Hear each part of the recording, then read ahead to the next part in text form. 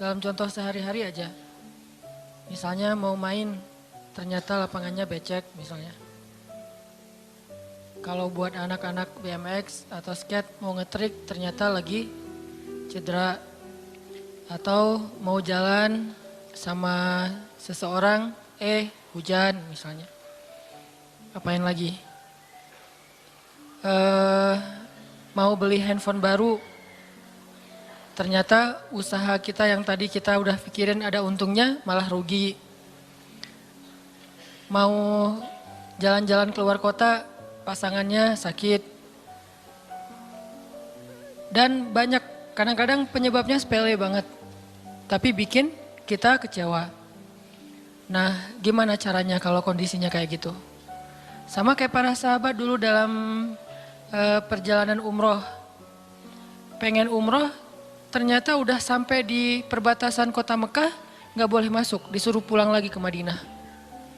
Itu kan diceritain dalam surat Al-Fat ya. Tentang perjalanan umroh yang berakhir dengan malah perjanjian Hudaybiyah. Niatnya pengen umroh, tapi endingnya perjanjian. Yang isi perjanjiannya, poin-poinnya kayaknya ngerugiin umat Islam banget. Tapi kan Allah punya rencana, dan rencana Allah pasti yang terbaik daripada rencana kita. Masalahnya gimana kita bisa ridho, bisa rela kalau kondisi itu terjadi dalam hidup kita. Kita sih yakin, ini adalah qadarullah, keinginan Allah. Tapi bikin kita yakin itu jadi berbuah, yakin itu kan kayak pohon ya. Iman itu adalah pohon. Gimana biar pohon ini berbuah? Salah satu buahnya itu adalah sifat ridho, sifat nerima. Sehingga dengan sifat ridho itu akhirnya kita punya kebaikan. Kebaikannya jadi bisa survive, tenang hadapi masalah, sabar dan seterusnya. Nah, gimana caranya? Setelah kita dapat sesuatu, kita yakin kepada Allah terus jadi ridho. Nah, ini belajar matematikanya Allah Subhanahu wa taala. Dan itulah yang terjadi dalam perjanjian Hudaybiyah, terjadi kepada Siti Maryam yang tadi dibacain suratnya. Maryam gak pengen punya anak tanpa suami. Kalaupun harus punya anak, nikah dulu. Tapi Allah punya rencana lain. Rencana manusia punya anak setelah nikah. Lagian Maryam lagi belum siap menikah nih. Belum ada cowok yang pantas buat Maryam. Justru karena itulah Allah beri dia anak tanpa laki-laki, tanpa suami. Kenapa? Gak ada suami yang pantas buat Maryam. Mungkin satu-satunya lelaki yang pantas buat Maryam cuma Nabi Muhammad. Tapi kan beda zaman. Masa Maryam harus nunggu Nabi Muhammad 300 tahun lagi kan ya? Nah, ternyata karena gak ada yang pantas buat dia, akhirnya dia punya anak tanpa harus melalui seorang suami.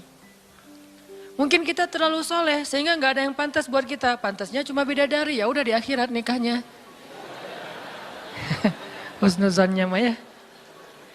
Mungkin di atas nih gak ada yang pantas jadi imamnya, soalnya terlalu solehah.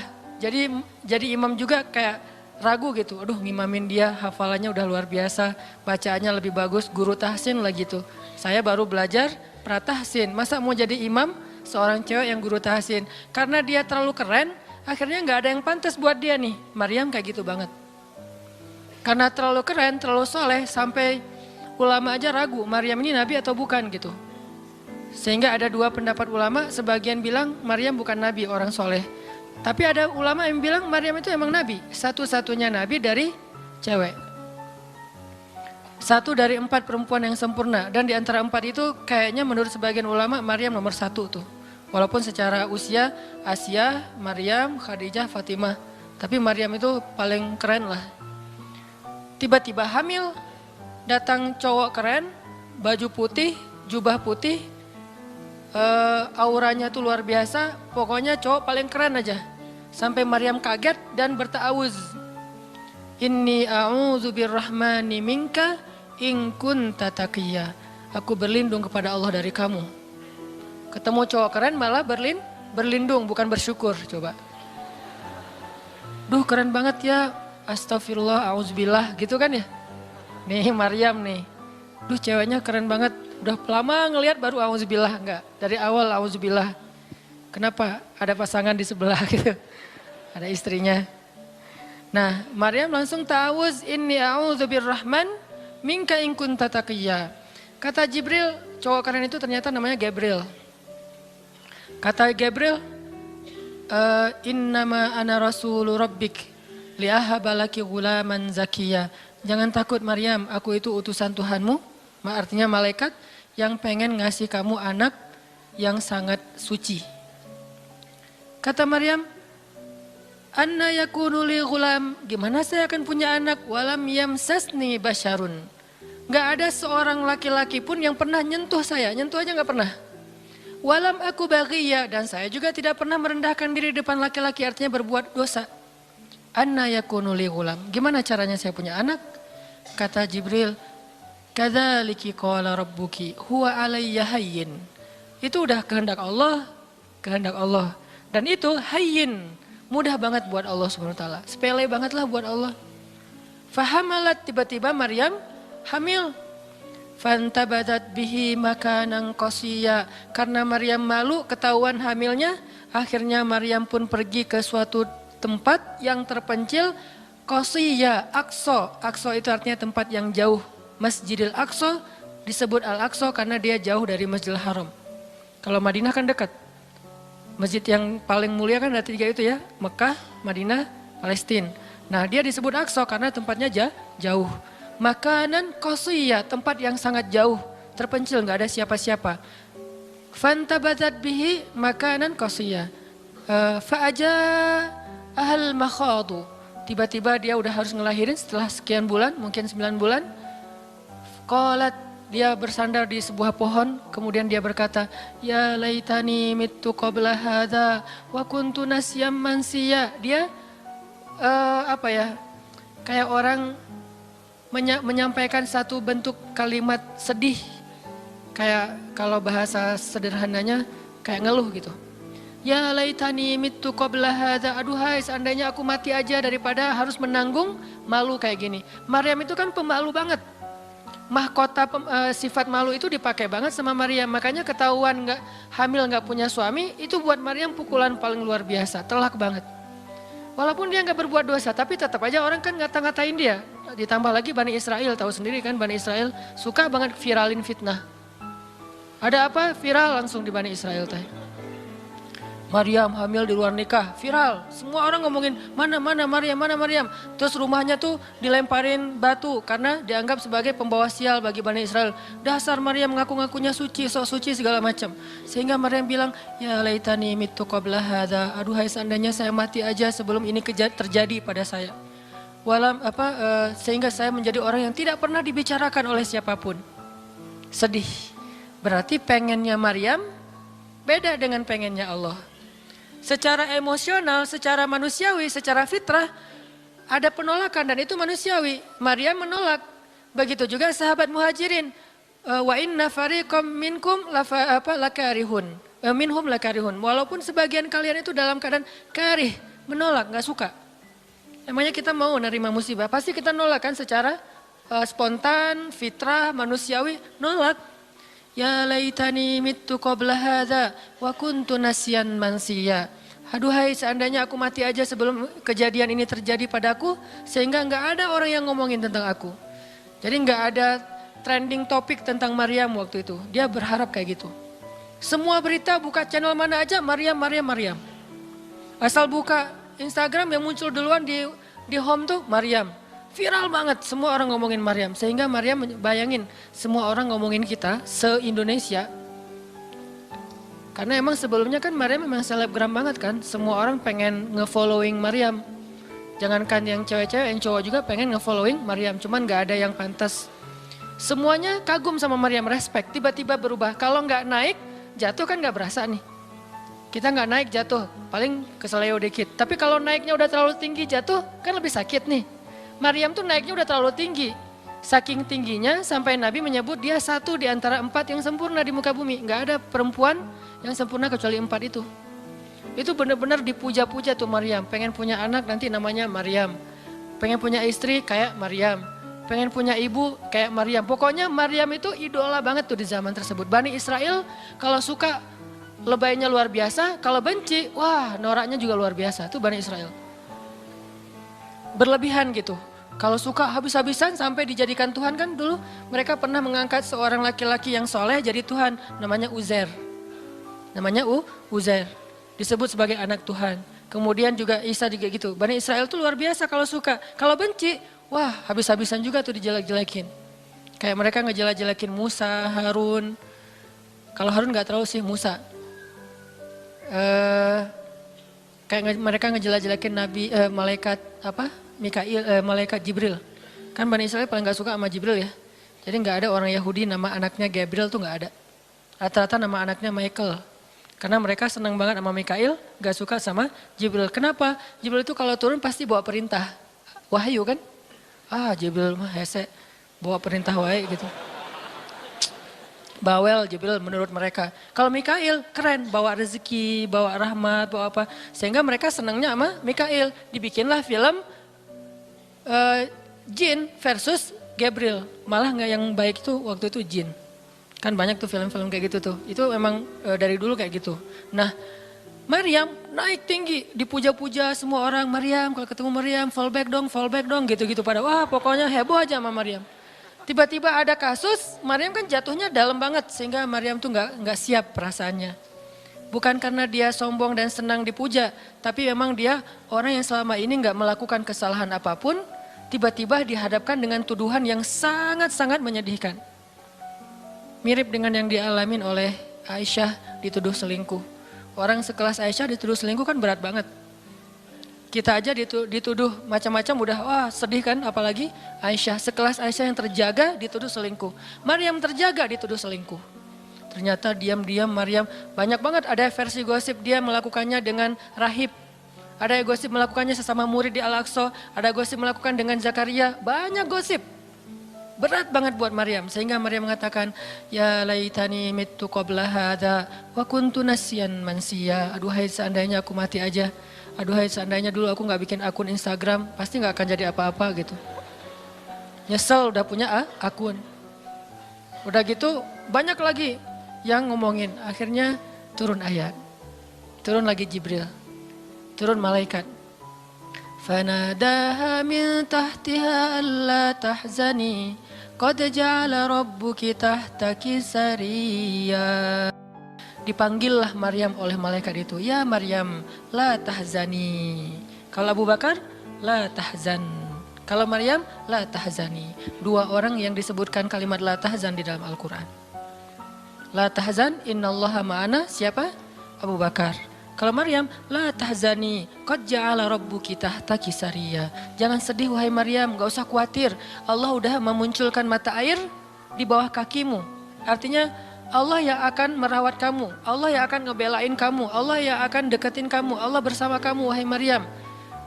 Apa pelajarannya di sini teman-teman?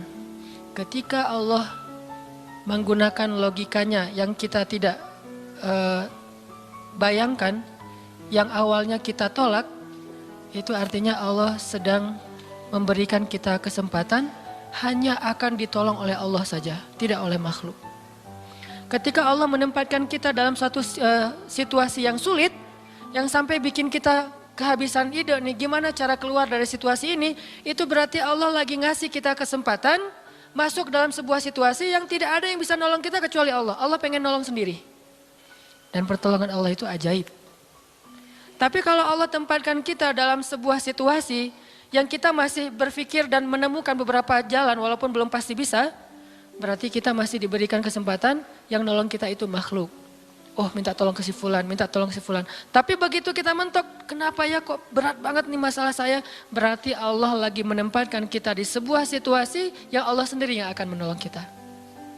Itulah perang Badar, itulah perang Ahzab. Itulah Hudaybiyah, itulah Maryam, itulah banyak kisah kayak gitu. Situasi yang kayak udah mentok banget, yang gak pernah kita bayangkan, yang kita awalnya pasti nolak secara spontan, berarti Allah lagi nempatin kita di sebuah situasi yang Allah pengen men-treat kita langsung sendiri, gak mau pakai yang lain. Qad ja'ala rabbuki tahtaki sariyya. Allah sendiri yang akan memunculkan mata air di bawah kakimu wahai Maryam. Ayub juga kayak gitu. Semua dokter datang habis uang Ayub untuk biaya dokter tapi gak sembuh.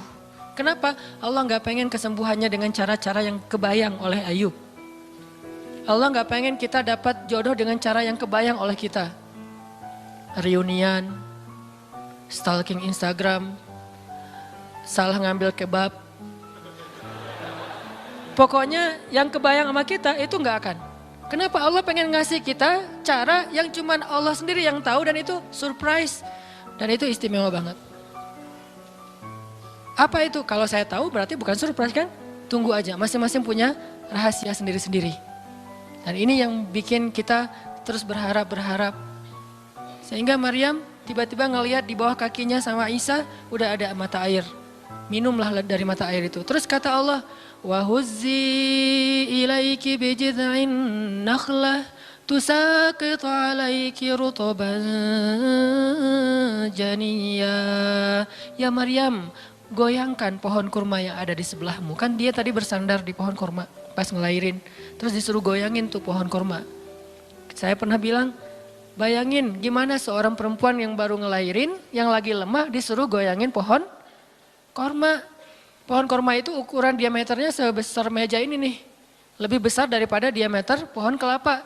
Bayangin, ngegoyang pohon kurma sebesar ini, seorang perempuan, goyang gak tuh pohon? Gak bakal, laki-laki aja gak goyang, apalagi sendiri. 10 orang laki-laki aja ngegoyang pohon kurma segede ini, belum tentu goyang. Goyang aja enggak, apalagi sampai ngejatuhin buah kurma. Kalau buah kurma yang udah tua jatuh masih mending, nih yang muda jatuhnya tuh. Berarti kan goyangnya lumayan tuh. Berapa skala Richter ya? Yang muda jatuhnya rutoban, jani ya bukan korma yang tamar, yang udah tua, yang udah emang dihembus juga pakai angin jatuh enggak. Wahuzzi, goyangkan pohon kurma itu ya Maryam. Apakah Maryam berpikir Allah kalau ngasih perintah yang logis deh? Enggak kan? Kan Allah tahu ini pohon kurma dan saya baru ngelahirin, masa disuruh goyang? Enggak. Logika kayak gini, pertanyaan kayak gini enggak muncul dari orang yang udah pasrah banget sama Allah, yakin kalau Allah yang perintahkan lakukan aja deh. Gak usah tanya gimana nanti hasilnya, itu bagian Allah, bagian kita ngelakuin apa yang Allah perintahin, disebut dengan ikhtiar. Kadang-kadang ikhtiarnya gak nyambung dengan hasil, tapi Allah suruh, ya udah lakuin aja. Maryam pegang tuh pohon, baru digoyang dikit udah langsung berguncang. Tusakit alaiki, jatuhlah, bukan jatuh, berjatuhanlah, berarti banyak nih. Berjatuhanlah untukmu rutoban janiya, buah-buah kurma yang masih muda tapi manis. Artinya apa? Hasilnya Allah yang pilih. Kurma yang mana yang mau jatuh, dengan rasa apa yang mau jatuh, yang jaraknya sekian dari tempat duduknya yang Maryam yang akan jatuh. Allah yang menentukan hasil, tugasnya Maryam cuma ngegoyangin dong walaupun gak mungkin akan terguncang. Ini iman, belajar iman. Allah yang suruh ya sudah saya lakukan. Allah suruh ikhtiar ya saya ikhtiar, Allah suruh berobat ya saya berobat. Tapi hasilnya Allah yang nentuin kayak gimana caranya. Akhirnya rutoban janiyah berjatuhan. Kata Allah, fakuli wasyrobi wa qarri aina. Makanlah Maryam, minumlah Maryam dan bersenang hatilah kamu dengan semua ini. Sehingga kata Nabi komen setelah baca ayat ini nih. Nabi komen. Komen Nabi apa? Korma dan manusia itu ada hubungan sejarah. Diciptakan dari jenis tanah yang sama. Jadi pohon-pohon lain itu jenis tanahnya beda. Cuman satu yang mirip dengan manusia jenis tanahnya korma. Sehingga salah satu yang cepat merecovery seorang perempuan yang baru ngelahirin adalah makan rutoban janiya, korma yang yang muda tapi manis. Jangan dikasih ke bayinya ya, keselak, bahaya. Kasih ke ibunya. Kalau ke bayinya tamar, korma yang udah tua, terus dikunyah sama bapaknya dengan syarat bapaknya udah gosok gigi. Jangan habis makan bala-bala, cengek, makan kurma kasih ke bayi. Kasih ke bayi yang tua, kasih ke ibunya yang muda. Dan itu cepat merecovery seorang perempuan. Kata Nabi di situ ada obat dari penyakit. Intinya teman-teman, kayak gitu ternyata cara Allah. Ini logika Allah nih. Sehingga ketika kaum muslimin, balik lagi ke surat Al-Anfal, dihadapkan dengan satu pilihan yang mereka nggak pernah ngebayangin dan secara spontan karihun menolak, maka Allah Subhanahu wa taala menyampaikan kenapa Allah memilih itu. Karena kata Allah, tujuan dalam pencegatan ini bukanlah mengambil harta, tetapi untuk menunjukkan mana yang benar, mana yang batil. Ya sudahlah, daripada menentang Allah, sami'na wa ata'na, ikut. Walaupun sebetulnya hatinya masih karihun, gak rela gitu. Ikutlah pilihan Allah dan Rasul. Mereka pun ganti rute, dari yang tadi rute mau mencegat Abu Sufyan, sekarang rute kepada Abu Jahal. Mulai ngutus mata-mata Abu Jahal, berapa pasukannya segala macam, bermalam di sebuah tempat di daerah situ. Malamnya Nabi itu gak bisa tidur. Nabi sepanjang malam beristighosah. Jadi istighosah itu teman-teman salah satu di antara sunnah-sunnah Nabi SAW. Apa istighosah artinya? Doa yang sangat lama. Nabi malam itu sama Abu Bakar berdua gak tidur. Yang lain pada tidur kan besok mau perang nih. Malam ini mereka tidur, besok mau tanding aja disuruh tidur kan ya. Apalagi besok mau perang. Tidur, wajib tidur. Yang belum tidur pokoknya pura-pura tidur. Tidur aja. Kayak kita besok mau akad kan harus tidur ya. Walaupun susah tidurnya.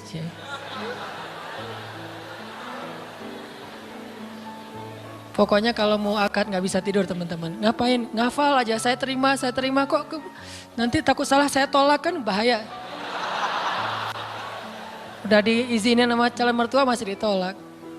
Nah malamnya pada tidur kecuali 2 orang. Rasul sama Abu Bakar. Selalu berdua orang ini nih pokoknya soulmate banget. Direkam soulmate-nya di Al-Quran. Rasul beristighosah, doa yang sangat khusyuk. Berharap banget, panjang lagi doanya sepanjang malam. Sampai Nabi mengangkat kedua tangannya itu gak gini, tapi gini. Pernah gak doa kayak gini? Nah makanya masih sendiri ya. Coba istighosah, ya Allah. Langsung tuh. Jadi kalau doa jangan gini doang, apalagi gini santai. Sesekali doa, Allah. Ternyata belum, naik lagi sampai mungkin. Dan itu ada sunnahnya, Nabi berdoa dengan, kan Nabi berdoa kadang mengangkat tangan, kadang tidak mengangkat tangan, kayak doa sehari-hari misalnya angkat tangan kan ya. Kayak mau makan misalnya, Bismillahirrahmanirrahim amutu wa ahya, Allahumma barik lana gitu ya, kan gak harus ngangkat tangan. Sarewai ini. Nah, udah kadang Nabi doanya gini, nelunjuk. Bukan perintah Allah, ya Allah kasih lo ya, enggak. Nelunjuk dengan filosofi Arab sama filosofi Indonesia beda. Makanya jangan menerjemahkan teks Arab dengan konteks kita, dengan persepsi kita. Terjemahkan dengan persepsi bahasa sendiri. Apa sih maksudnya? Gitulah. Jadi di Arab tuh kalau gini bukan merintah.